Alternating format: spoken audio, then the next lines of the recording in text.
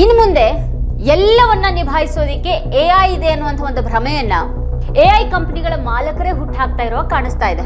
ವಕೀಲರು ಬೇಕಾಗಿಲ್ಲ, ವೈದ್ಯರ ಕೆಲಸವನ್ನ ಸ್ವತಃ ಎಐ ಮಾಡಲಿದೆ ಅಂತೆಲ್ಲ ಹೇಳಲಾಗ್ತಾ ಇದೆ. ಈಗ ಸಿಎಗಳು, ಸಾಫ್ಟ್ವೇರ್ ಎಂಜಿನಿಯರ್ಗಳು ಇನ್ನು ಮುಂದೆ ಅಗತ್ಯನೇ ಇಲ್ಲ ಅಂತ ಹೇಳಲಾಗ್ತಾ ಇದೆ. ಇದೆಲ್ಲವೂ ಉತ್ಪ್ರೇಕ್ಷಿತ ಅಂತ ಭಾಸವಾಗ್ತಾ ಇದ್ರೂನು ಉದ್ಯೋಗಗಳ ಭವಿಷ್ಯ ಏನು ಅನ್ನುವಂಥ ಚಿಂತೆ ಶುರುವಾಗಿದೆ. ಈಗ ಇದ್ರ ಬಗ್ಗೆ ಪ್ರಪಂಚದಾದ್ಯಂತ ಚರ್ಚೆಗಳು ನಡೀತಾ ಇವೆ. ನಿಜವಾಗಿನೂ ಎಐ ಈ ಜಗತ್ತಿನ ದಿಕ್ಕನ್ನೇ ಬದಲಾಯಿಸುವಂತ ಹಾದಿಯಲ್ಲಿದೆಯಾ? ಎಐ ಅನ್ನ ಬಳಸಿಕೊಂಡು ಈಗ ಚಲನಚಿತ್ರಗಳನ್ನ ಮಾಡ್ತಾ ಇರೋದು ಕೂಡ ನಡೀತಾ ಇದೆ.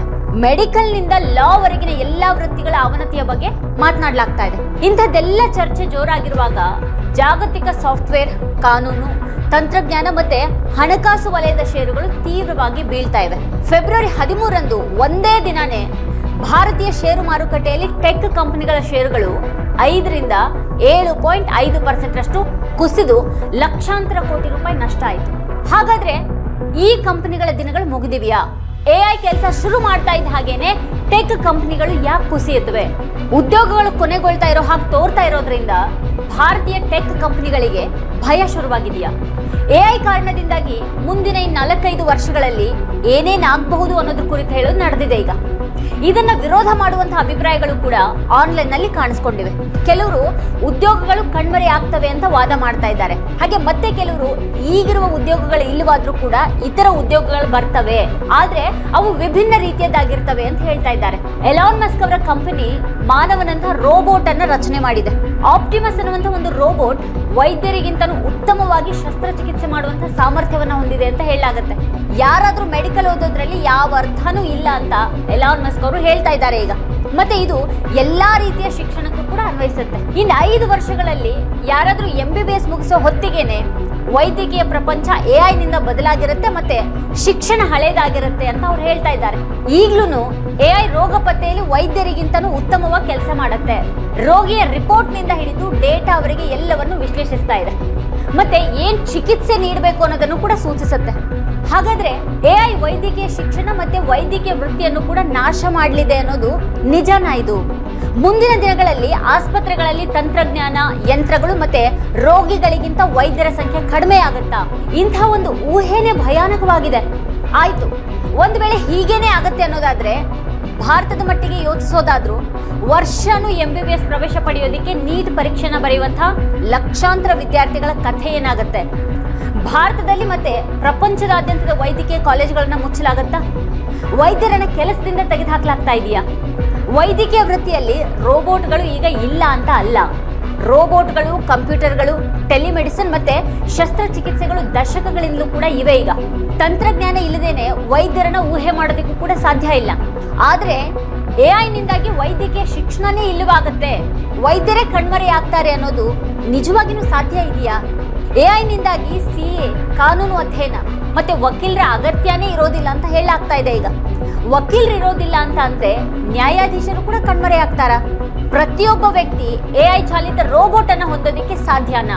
ಇದು ನಿಜವಾಗಿಯೂ ಸಂಭವಿಸುತ್ತಾ ಅಥವಾ ಈಗ ಈ ರೀತಿ ಹೇಳಲಾಗ್ತಾ ಇರೋದೇ ಹಾಸ್ಯಾಸ್ಪದವಾಗಿದೆಯಾ? ಆದ್ರೆ ಪರಿಣಿತರು ಗಮನಿಸಿರುವ ಪ್ರಕಾರ ಕೆಲವು ವಲಯಗಳು ಅಪಾಯದಲ್ಲಿರೋ ಹಾಗೆ ಕಾಣ್ತಾ ಇರೋದ್ರಿಂದ ಕುತೂಹಲ ಕೂಡ ಉಂಟಾಗುತ್ತೆ. ಎಐ ಬಗ್ಗೆ ಕಂಪನಿ ಬೇಕಾದಷ್ಟು ಹೇಳುತ್ತೆ ಅಂತ ಅದನ್ನ ವೈದ್ಯ ಅಂತ ನಂಬೋದಿಕ್ಕೆ ಸಾಧ್ಯ ಆಗಬಹುದಾ? ವೈದ್ಯಕೀಯ ವೃತ್ತಿ ನಿಯಂತ್ರಕ ಸಂಸ್ಥೆಗಳು ಅಷ್ಟು ಬೇಗ ಅದನ್ನ ಒಪ್ತವ? ಇದಕ್ಕೆ ವರ್ಷಗಳೇ ಬೇಕಾಗಬಹುದು. ವೈದ್ಯಕೀಯ ಶಿಕ್ಷಣ ಕೊನೆಗೊಳ್ಳುತ್ತೆ ಮತ್ತೆ ವೈದ್ಯರ ಅಗತ್ಯನೇ ಇಲ್ಲವಾಗ್ತಿದೆ ಅಂತ ಹೇಳಲಾಗ್ತಾ ಇದ್ರು ಕೂಡ ಇಷ್ಟೇ ವೇಗವಾಗಿ ಪ್ರಪಂಚ ಬದಲಾಗೋದಿಕ್ಕೆ ಸಾಧ್ಯ ಇಲ್ಲ. ವೈದ್ಯರ ಜಾಗದಲ್ಲಿ ರೋಬೋಟ್ ಅನ್ನ ತರಬೇಕು ಅಂತ ಅಂದ್ರೆ ಮೊದಲು ಅದಕ್ಕೆ ಅನುಮತಿ ಬೇಕಾಗಿರುತ್ತೆ. ನಂತರ ಸಾರ್ವಜನಿಕ ನಂಬಿಕೆಯ ಪ್ರಶ್ನೆ ಬರುತ್ತೆ. ಜನರು ಅದನ್ನ ಇಷ್ಟು ಬೇಗ ಸ್ವೀಕರಿಸೋದಕ್ಕೆ ಸಾಧ್ಯನೇ ಇಲ್ಲ. ವೈದ್ಯರ ಅಗತ್ಯ ಇಲ್ಲ ಅಂತ ಹೇಳುವಂತಹ ಯಾವುದೇ ಸರ್ಕಾರ ಆಸ್ಪತ್ರೆಯನ್ನ ರೋಬೋಟ್ಗಳ ಕೈಗೆ ಒಪ್ಪಿಸೋದಕ್ಕೆ ಸಾಧ್ಯ ಇಲ್ಲ. ವೈದ್ಯಕೀಯ ವಿಜ್ಞಾನ ಮಾತ್ರ ಅಲ್ಲ, ಪ್ರಪಂಚದ ಅನೇಕ ಕ್ಷೇತ್ರಗಳಲ್ಲಿ ಎಐ ಮೇಲಿನ ನಂಬಿಕೆ ಬೆಳೀತಾ ಇದೆ. ಆದ್ರೆ ಇನ್ನೇನು ಕೆಲವೇ ವರ್ಷಗಳಲ್ಲಿ ವೈದ್ಯರ ಅಗತ್ಯನೇ ಇರೋದಿಲ್ಲ ಅಂತ ಹೇಳಬಹುದಾ ಅನ್ನುವಂಥ ಪ್ರಶ್ನೆ ಕೂಡ ಹೇಳುತ್ತೆ. ಅಂದ್ರೆ ಉದಾಹರಣೆಗೆ ಎಕ್ಸ್ರೇ ಮತ್ತೆ ಅಲ್ಟ್ರಾಸೌಂಡ್ಗಳಿಗೆ ರೇಡಿಯಾಲಜಿಸ್ಟ್ಗಳ ಅಗತ್ಯ ಇದೆ. ವಾಸ್ತವವಾಗಿ ಈ ರೇಡಿಯಾಲಜಿಸ್ಟ್ಗಳ ಕೆಲಸವನ್ನ ಎಐ ಸುಲಭವಾಗಿ ನಿರ್ವಹಿಸಬಹುದು ಅಂತ ವರದಿಗಳು ಹೇಳ್ತಾ ಇವೆ. ಆದ್ರೂ ಕೂಡ ಹೆಚ್ಚಿನ ರೇಡಿಯಾಲಜಿ ಕೆಲಸವನ್ನ ಇನ್ನು ರೇಡಿಯಾಲಜಿಸ್ಟ್ಗಳೇ ಮಾಡ್ತಾ ಇದ್ದಾರೆ. ಅವ್ರ ಕೆಲಸಕ್ಕೆ ಎಐ ಬೆದರಿಕೆ ಆಗ್ಲಾರ್ದು ಅಂತಾನೆ ಹೇಳಲಾಗ್ತಾ ಇದೆ. ಆದ್ರೆ ಅದು ಅವ್ರ ಕೆಲಸವನ್ನ ಸುಲಭ ಮತ್ತೆ ಉತ್ತಮಗೊಳಿಸುತ್ತೆ. ವೈದ್ಯಕೀಯ ವಿಜ್ಞಾನದಲ್ಲಿ 100ಕ್ಕೂ ಹೆಚ್ಚು ವಲಯಗಳಿವೆ. ಇಲ್ಲಿ AI ವೈದ್ಯಕೀಯ ವೃತ್ತಿಯನ್ನ ಎಲ್ಲಿ ಸುಧಾರಿಸ್ತಾ ಇದೆ ಮತ್ತೆ ಅದು ಎಲ್ಲಿ ಹೊಸ ಅವಕಾಶಗಳನ್ನ ಸೃಷ್ಟಿ ಮಾಡ್ತಾ ಇದೆ ಅನ್ನೋದನ್ನ ಕೂಡ ನೋಡ್ಬೇಕಾಗತ್ತೆ. ಇಲ್ಲಿ ವೈದ್ಯರು ಕೂಡ ಎಲ್ಲದಕ್ಕೂ ಯಂತ್ರಗಳನ್ನೇ ಅವಲಂಬಿಸಿದ್ದಾರೆ. ಹಾಗಂತ ಅವ್ರ ಕೆಲಸಕ್ಕೆ ಅದು ಮಾರಕ ಅಲ್ಲ. ಹಾಗೇನೆ ಈ AI ಕಾರಣದಿಂದ ಅವ್ರ ಕೆಲಸ ಹೋಗಬಹುದು ಅಂತ ಭಯ ಪಡೋದು ಕೂಡ ಅಗತ್ಯನೇ ಇಲ್ಲ. ಹಾಗಂತ ಇದ್ರ ಬಗ್ಗೆ ತಿಳಿಯದೇನೋ ಉಳಿದವರಲ್ಲೂ ಕೂಡ ಅಪಾಯ ಇದೆ. ಅನೇಕ ಕಾರ್ಖಾನೆಗಳು ಈಗ ಕಾರ್ಮಿಕರ ಬದಲು ಯಂತ್ರಗಳಿಂದಾನೇ ನಡೀತಾ ಇವೆ. ಚೀನಾದಲ್ಲಿ ಯಾವುದೇ ಮನುಷ್ಯರೇ ಇಲ್ಲದೇನೆ ಕಾರ್ಯನಿರ್ವಹಿಸುವಂತಹ ಕಾರ್ಖಾನೆಗಳನ್ನ ನಿರ್ಮಿಸಲಾಗ್ತಾ ಇದೆ. ಅನೇಕ ಉದ್ಯೋಗಗಳು ಕಣ್ಮರೆಯಾಗ್ತಾ ಇವೆ. ಆದ್ರೆ ಕೆಲಸ ಅನ್ನೋದೇ ಈ ಒಂದು ಪ್ರಪಂಚದಿಂದ ಕಣ್ಮರೆ ಆಗ್ಲಿದೆಯಾ? ಆಗ ಈ ಪ್ರಪಂಚದ ಅರ್ಥ ಏನು? ವ್ಯವಸ್ಥಾಪಕರು, ಲೆಕ್ಕ ಪರಿಶೋಧಕರು, ವಿಶ್ಲೇಷಕರು ಮತ್ತೆ ಸಾಫ್ಟ್ವೇರ್ ಇಂಜಿನಿಯರ್ಗಳ ತರದ ವೈಟ್ ಕಾಲರ್ ಉದ್ಯೋಗಗಳು ಕಣ್ಮರೆಯಾಗಬಹುದು ಅಂತ ಹೇಳಲಾಗ್ತಾ ಇದೆ. ಈಗ ಕೋಡಿಂಗ್ ನ ಭವಿಷ್ಯನೇ ಅಪಾಯದಲ್ಲಿದೆ.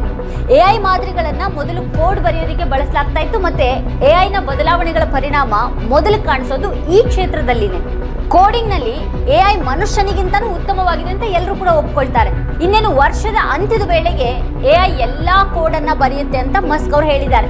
AI ನಲ್ಲಿ ಇಷ್ಟು ತ್ವರಿತ ಬದಲಾವಣೆಗೆ ಒಂದು ಕಾರಣ ಏನು ಅಂತ ಅಂದ್ರೆ ಅದು ತನ್ನದೇ ಆದಂತಹ ಒಂದು ಕೋಡ್ ಅನ್ನ ಬರೆಯುತ್ತೆ. ಆದ್ರಿಂದ ಅದರ ತಂತ್ರಜ್ಞಾನ ದೊಡ್ಡ ಬದಲಾವಣೆಗೆ ಒಳಗಾಗ್ತಾ ಇದೆ.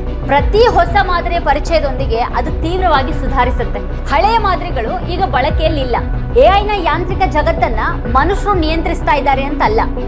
ಒಂದು ದಿನ AI ಮನುಷ್ಯನ ನಿಯಂತ್ರಣವನ್ನು ಮೀರಿ ಹೋಗಬಹುದು ಅನ್ನೋಂಥ ಭಯ ಕೂಡ ಇದೆ. ಆಗ್ಲೂ ಕೂಡ AI ಅಸ್ತಿತ್ವ ಡೇಟಾ ಬೇಸ್ಗಳು ಮತ್ತೆ ಸೂಪರ್ ಕಂಪ್ಯೂಟರ್ಗಳಲ್ಲಿ ಇರೋದ್ರಿಂದ ಅದು ಮನುಷ್ಯರನ್ನ ನಿಯಂತ್ರಿಸಬಲ್ಲದು ಅನ್ನೋದು ಅಸಂಭವ ಅಂತ ಹೇಳಲಾಗುತ್ತೆ. ಆದ್ರೂ ಕೂಡ AI ಮಾದರಿಗಳು ಮನುಷ್ಯರಿಂದ ತಮ್ಮನ್ನ ತಾವು ರಕ್ಷಿಸಿಕೊಳ್ಳೋದಕ್ಕೆ ಕಲಿತಾ ಇವೆ ಅನ್ನುವಂಥ ಕಳವಳ ಕೂಡ ವ್ಯಕ್ತವಾಗ್ತಾ ಇದೆ. AI ತನ್ನನ್ನೇ ಪರೀಕ್ಷಿಸಲಾಗ್ತಾ ಇದೆ ಅನ್ನೋದನ್ನ ತಿಳಿಯುವಂಥ ಸಾಮರ್ಥ್ಯವನ್ನ ಈಗ ಹೊಂದಿದೆ ಅಂತ ಹೇಳಲಾಗ್ತಾ ಇದೆ. ಮತ್ತೆ ಅದನ್ನ ಅರ್ಥ ಮಾಡ್ಕೊಂಡಾಗ AI ಸ್ವತಃ ಬದಲಾಗುತ್ತೆ ಅಂತ ಪರಿಣಿತರು ಹೇಳ್ತಾ ಇದ್ದಾರೆ. ಸಾಮಾನ್ಯ ಬಳಕೆದಾರರ ದೃಷ್ಟಿಯಿಂದ ನೋಡಿದಾಗ ಅವರು ನಿಜವಾಗಿಯೂ ಏನ್ ಬಯಸ್ತಾ ಇದ್ದಾರೆ ಅನ್ನೋದನ್ನ ಅರ್ಥ ಮಾಡಿಕೊಂಡು ಆ ಪಕ್ಷಪಾತಕ್ಕೆ ತಕ್ಕ ಹಾಗೇನೆ AI ಕಂಟೆಂಟ್ ಅನ್ನ ರಚನೆ ಮಾಡುತ್ತೆ ಅನ್ನೋದನ್ನ ಗಮನಿಸಲಾಗಿದೆ. ಅಂದ್ರೆ ಬಳಕೆದಾರರ ಆದ್ಯತೆಗಳಿಗೆ ಅನುಗುಣವಾಗಿ AI ವಿಷಯವನ್ನ ಬರೆಯುತ್ತೆ. ಮತ್ತೆ ಆ ಕಂಟೆಂಟ್ ಸುಳ್ಳಾಗಿ ಕೂಡ ಇರಬಹುದು.